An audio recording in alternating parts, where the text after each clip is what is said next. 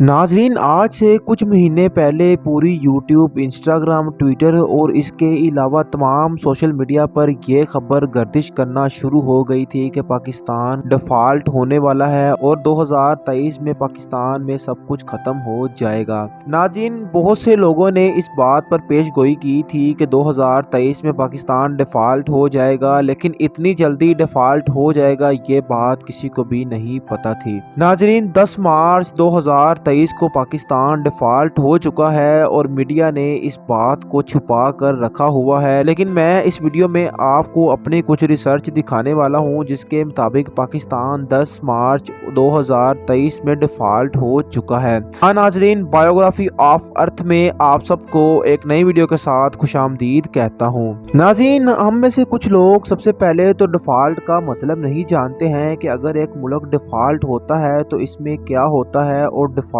का मीनिंग आखिर होता तो होता क्या है। तो नाज़रीन, अगर मैं आपको बताना चलूं, अगर कोई मुल्क अपने रूल एंड रेगुलेशन के मुताबिक नहीं चलता, यानी अगर वो किसी से पैसा लेने के बाद खास तौर पर IMF, जिसका आप सब लोगों को पता होगा। नाज़रीन, अगर हम IMF से कर्जा लेते हैं तो हम उस कर्जे की किस्त अदा नहीं करते तो IMF की तरफ से हमारे मुल्क को डिफ़ॉल्ट कर दिया जाता है और डिफ़ॉल्ट करने के बाद उनकी ये शर्त होती है कि आज के बाद वो हमारे मुल्क को कोई पैसा नहीं देंगे, चाहे हमारे मुल्क में खाना पीना और इसके अलावा इस्तेमाल होने वाली चीजें मौजूद हो या ना हो, वो हमसे अपना ताल्लुक खत्म कर देते हैं। जब कोई मुल्क डिफ़ॉल्ट होता है तो वो गैर कानूनी हो जाता है और इसको अक़वाम मुत्तहिदा में कुछ भी नहीं समझा जाता और इनकी ना ही किसी बात पर गौर किया जाता है। नाज़रीन, इसमें अकेला पाकिस्तान ही नहीं बल्कि दुनिया में तकरीबन 50 ऐसे मुल्क हैं जो कि 2023 में डिफ़ॉल्ट हो चुके हैं। अक़वाम मुत्तहिदा के मुताबिक ये 50 मुल्क 2023 30 मार्च से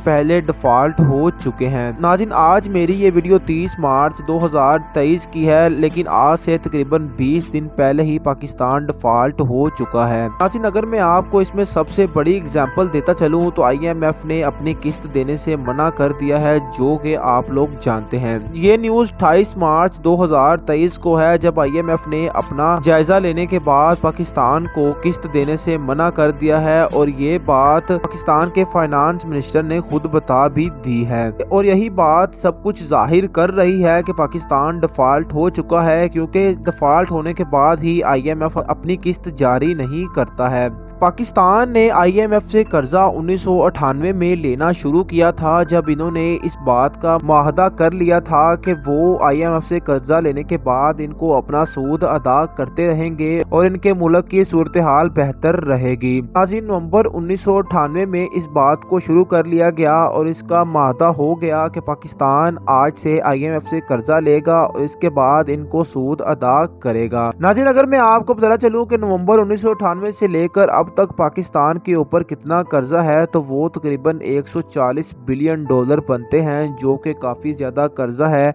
और इसको उतारना पाकिस्तान के हाथ से निकल चुका है। नाज़रीन, अगर मैं आपको इसमें फी बंदे का बताना चलूं कि हमारे पाकिस्तान में मौजूद अगर एक बच्चा भी पैदा होता है तो उस पे कितना कर्जा है तो वो तकरीबन 2,16,708 रुपए बनते हैं, जो कि एक पैदा होने वाले बच्चे पर भी लागू हो जाते हैं। नाज़रीन, पाकिस्तान ने तकरीबन पिछले 5 साल से अब तक अपनी किस्त को पूरी तरह अदा नहीं किया, जिसकी वजह से आज 2023 में पाकिस्तान डिफ़ॉल्ट हो चुका है। नाज़रीन, ये बात स्टेट बैंक ऑफ पाकिस्तान के अदाद-ओ-शुमार में शामिल है कि पाकिस्तान को एक साल में तकरीबन 21.95 बिलियन डॉलर का कुल कर्ज अदा करना होता है, यानी एक साल में वो 21.95 बिलियन की किस्त जारी करते हैं। लेकिन नाज़रीन, 2022 में स्टेट बैंक ऑफ पाकिस्तान का ये कहना था कि इनके पास इतनी ज्यादा रकम मौजूद नहीं है जो कि वो IMF को किस्त अदा करेंगे। नाज़रीन, ये किस्त अदा ना करने की वजह से आज पाकिस्तान में कोई पैसा भी मौजूद नहीं है कि वो किस्त अदा कर सके और ना ही इनके पास इतने पैसे मौजूद हैं कि वो IMF से कर्जा हासिल कर सके। अगर अब पाकिस्तान इन 2 महीनों में तकरीबन 22 बिलियन डॉलर का गैर मुल्की कर्जा अदा करता है तो फिर पाकिस्तान डिफ़ॉल्ट होने से निकल जाएगा और पाकिस्तान को अगली किस्त अदा कर दी जाएगी। लेकिन आज पाकिस्तान के पास भी 22 बिलियन डॉलर मौजूद नहीं है, जिसकी वजह से पाकिस्तान को रेड लिस्ट में डाल दिया गया है। नाज़रीन, आपने श्रीलंका का हाल तो अपनी आंखों से ही देखा था कि श्रीलंका में खाने पीने की अशिया भी खत्म हो चुकी चुकी थी और इसके अलावा श्री लंका से पेट्रोल, बिजली और दीगर जरूरियात जिंदगी भी खत्म हो चुके थे। लेकिन देखने की बात यह है पाकिस्तान अब इस मरहले से कैसे गुजरेगा। नाज़रीन, इस रिसर्च के दौरान मैंने गूगल और इसके अलावा दीगर प्लेटफॉर्म पर यह बात भी सर्च की कि पाकिस्तान डिफॉल्ट होने में सबसे ज्यादा जिसका हाथ है तो वो पाकिस्तानी सियासत है। नाज़रीन, पाकिस्तानी सियासत ने अपने आप को चमकाने के लिए बहुत ज्यादा पैसा खर्च कर दिया है और अब इनके पास इतने ज्यादा पैसे नहीं है कि वो IMF को किस्त अदा कर सके और पाकिस्तान को डिफॉल्ट होने से बचा सके। तो नाज़रीन, मिलते हैं ऐसी एक शानदार वीडियो में, उस टाइम के लिए अल्लाह हाफिज।